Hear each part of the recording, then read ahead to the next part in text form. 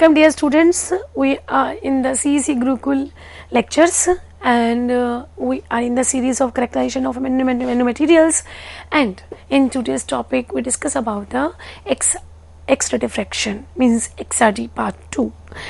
In this lecture we discuss about the instrumentation of XRD, as XRD is very important for the characterization of nanomaterials, and we can find out its structure of material and its various properties of the crystalline material by using the XRD.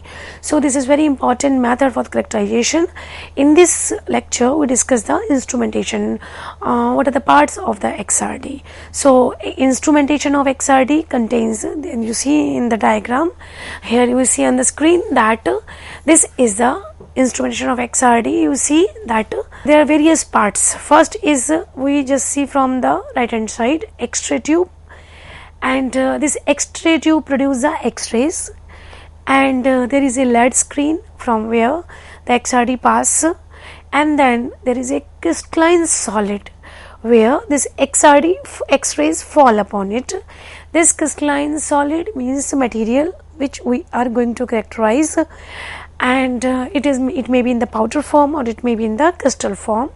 And then we are having a photographic plate where we can get the diffraction pattern. As we are seeing on the screen on the right hand side, there is a pattern which explains the spots from the incident beam, spots from the diffraction X-rays.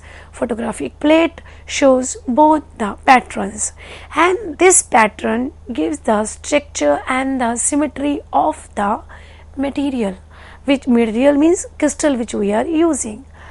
The basic principle behind this is that X-ray fall upon a crystal and diffraction will take place, and on the photographic plate we can get the diffraction pattern, and this diffraction pattern gives the structure and symmetry of a material.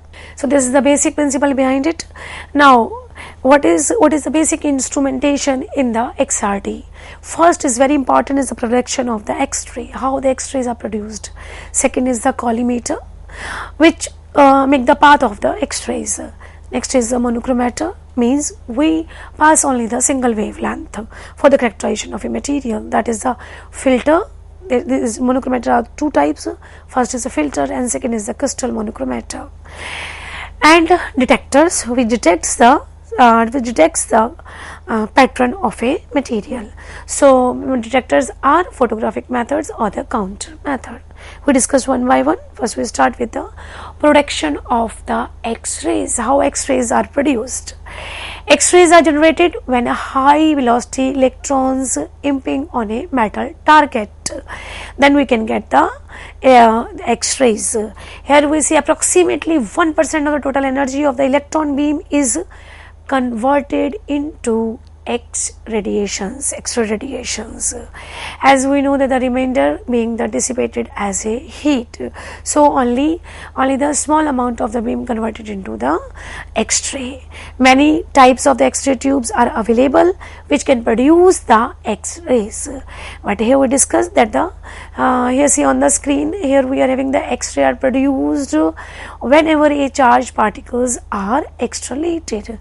Here we see that there is a filament, and right hand side it is a copper anode, left hand side it is a cathode, and heavy metal target is attached with the copper, as work as a copper anode, and it is attached, it is in the tube, this is in the vacuum chamber, and the electron beam is produced which fall upon a target, heavy metal target, and from here there is a high acceleration of the electrons, and then X-ray beam is produced.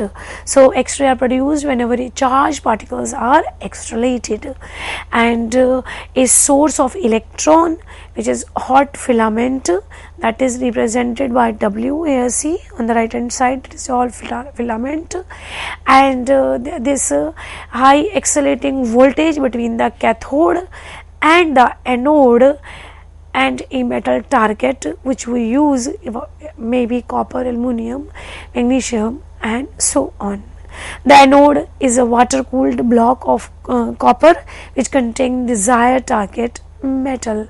And as here we see that one is anode and second is cathode, and the positive voltage in the form of the anode having a target A, then battery to emit the thermionic electrons, cathode filament of the tungsten metal used here, that is represented by the C. The electrons are accelerated towards the target A. From here, when they strike with the target A, X-ray beam is ejected. On striking the target, the electron transfer their energy to the metallic surface, which gives the X-ray radiation. This X-ray radiation having the various high power of energy. Next is the collimator. This collimator, which is used to pass a narrow beam. By using this, we can get a narrow beam of the X-rays. The X-ray generated by the target material are allowed to pass through a collimator. This collimator allowed to pass a very narrow beam of the X-ray, so that it can fall upon a target, which consists of two sets of closely packed metal plates separated by a small gap. That's why the small beam can pass through it. Here see in the diagram that let us say the two metal plates are at a very short distance and it work as a slit, and the beam pass through this slit, and so that it fall upon a target. Here the collimator absorbs all the X-ray except the narrow beam that passes between the gaps. So only a narrow beam will pass through the collimator, other beam will be absorbed by this collimator. Next most important part is the monochromator. Monochromator is a single wavelength source. X-ray pass from the monochromator and we can get the single wavelength of the X-ray. You see in the diagram, this is arrangement of optics which produce the or we can use the filters to get the single wavelength. This is the monochromator arrangement as we see in the diagram. That is the dispersion device, and the slit from the sample pass from the dispersion devices before reaching on the target. First is passed from the filter or the monochromator, so that single beam can pass through the sample. You see on the left hand side we are having the source. From here light pass from the slit, then it pass from the dispersive devices, then pass from the slit again, exit slit, and from here we have the single wavelength which fall upon a sample, and the detector will detect the pattern of a crystal. So a monochromatic is an optical device that transmits a mechanically selectable narrow band of the wavelength of a light. Here we see that particular wavelength of light pass through this monochromator. Other radiation chosen for the wider range of the wavelength available as an input. So we can pass only the single wavelength. So it is named from the mono, single, chromo means color, single color pass from the optical devices. Types of monochromators, two types of monochromators are there. First is the filter, second is the crystal monochromator. Crystal monochromator also two types. First is a flat crystal monochromator, second is the curved crystal monochromator. Material which we use for preparing the monochromator, maybe the quartz, glass, NaCl crystal, etc. So these two types, filter or the crystal monochromator. Filter monochromator, X-ray may partially monochromatized by the insertion of the suitable filter. Basically, filter is that type of window of a material that absorbed undesirable radiations and allow only a particular required wavelength radiation to pass through it. So, interference filters contain several optical layers deposited on a glass substrate and transparent quartz, and that will allow to pass a particular wavelength from the filter. The specific performances of the characteristics of the filter are determined by the thickness of the optical layer of the filter. You see on the screen there is a diagram. We see that there is a various wavelength, and here we are using a green interference filter. This green interference filter absorb all other wavelength and pass only the green light through it. Here see there is a magenta light, reflected red light, blue light, all are reflected back, but only the green light is filtered or passed through the filter. So this is the green interference filter. Crystal monochromator is made up of a suitable crystalline material. Similarly here it is made of the it is made of a crystal quartz. Similarly here a monochromator that is made of the crystal is the crystal monochromator, which pass only a single wavelength, and so that the angle of the reflecting plane satisfied the Bragg's equation for the required wavelength. Again, if we use the crystal, then Bragg's law should be satisfied. The beam is split into a components wavelength crystal used a monochromators, which made from a crystal like NaCl, lithium fluoride, quartz, etc.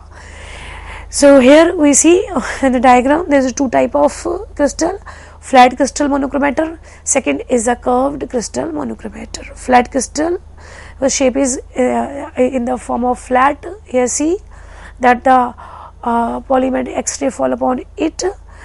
Polychromatic X-ray fall upon it from here at an angle theta. It will bend.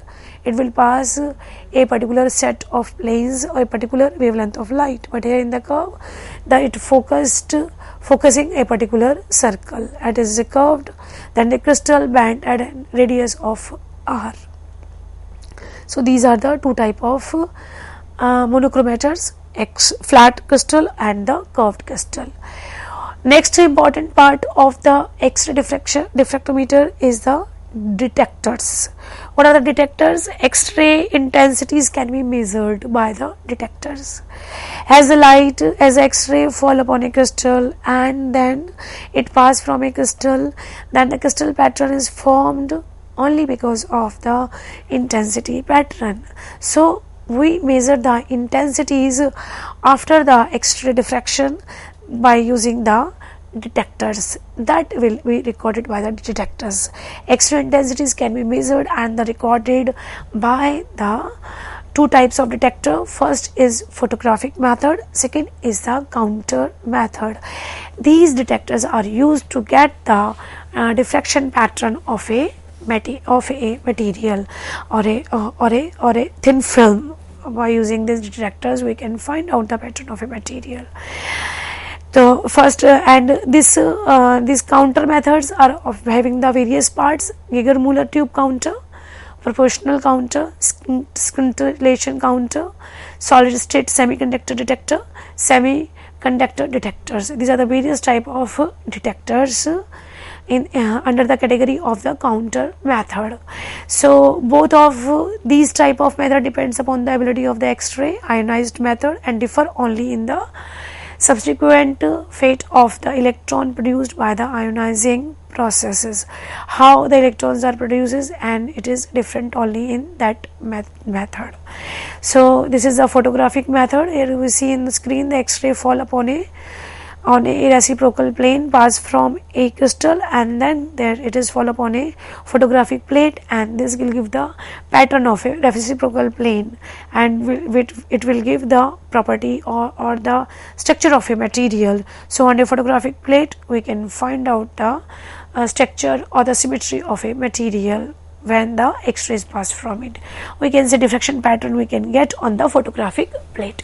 Photographic method is used to record the position and the intensity of the X-rays position and the intensity of the X-ray beam, a plane or a cylindrical film is used. For this we can use the plane or a cylindrical. It may be attached in the cylinder or it may be in the flat plane.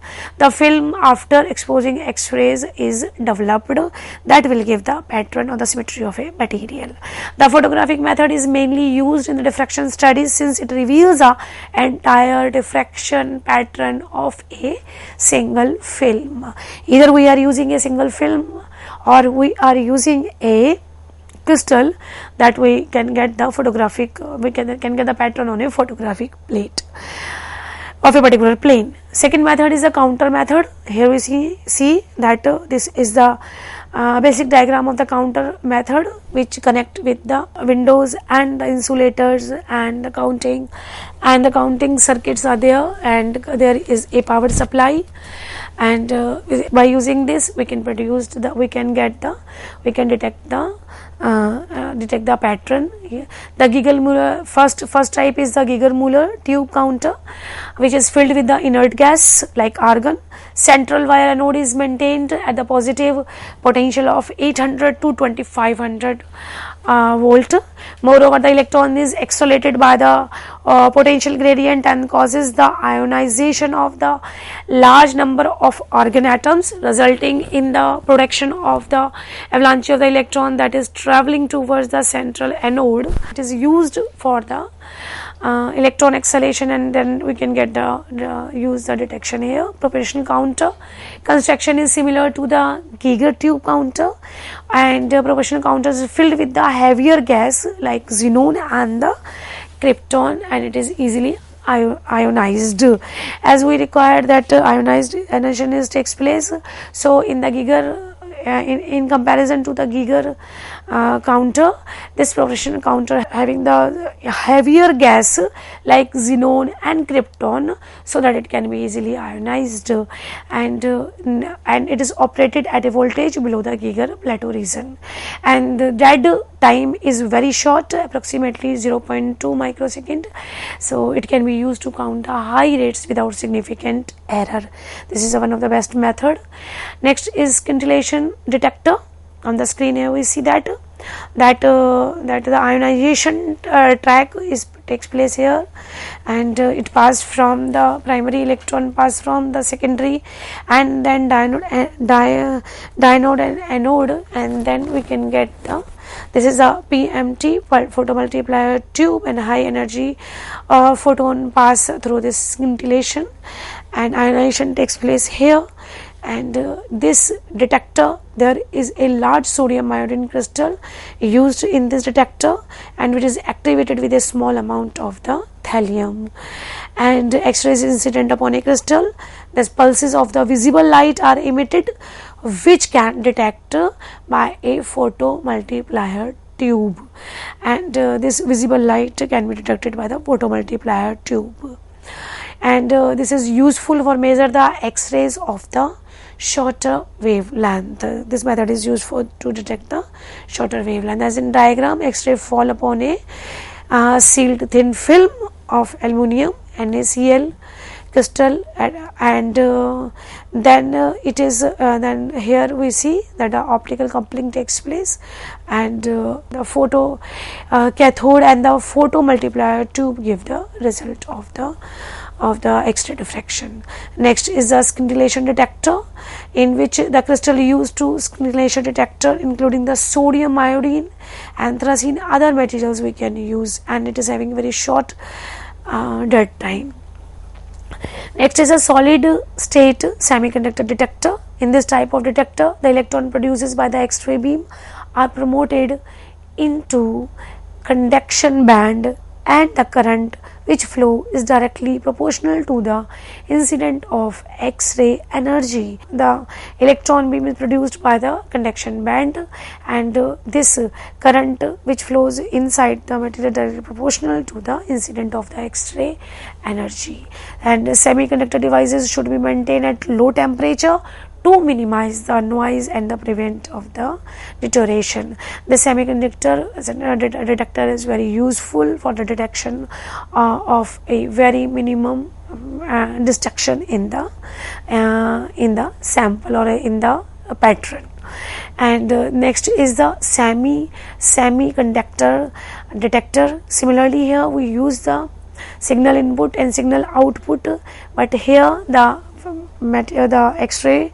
X-rays fall upon it. There is a combination of the electron and holes. So when X-ray falls upon a silicon lithium diffracted detector, electron and holes generated, combination takes place.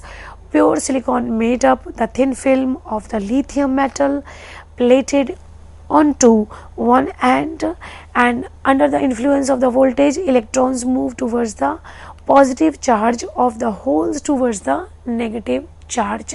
That's why here is a diffracted, there is a diffracted active region that takes place, the charge depleted here, that depletion takes place. In the semiconductor detectors, voltage generated is measured of the X-ray intensity falling on a crystal.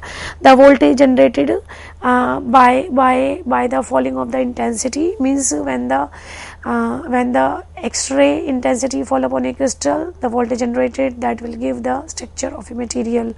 Voltage generated is measured the X-ray intensity falling on a crystal, that will detect the pattern of a material.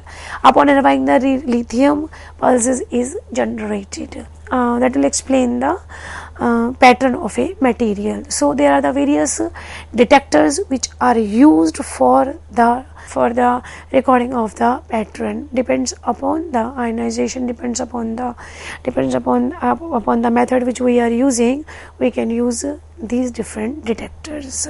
So up to now we discussed about the various instrumentations part used in the X-ray diffraction. Next we will discuss further the various methods of the X-ray diffraction. Thank you very much.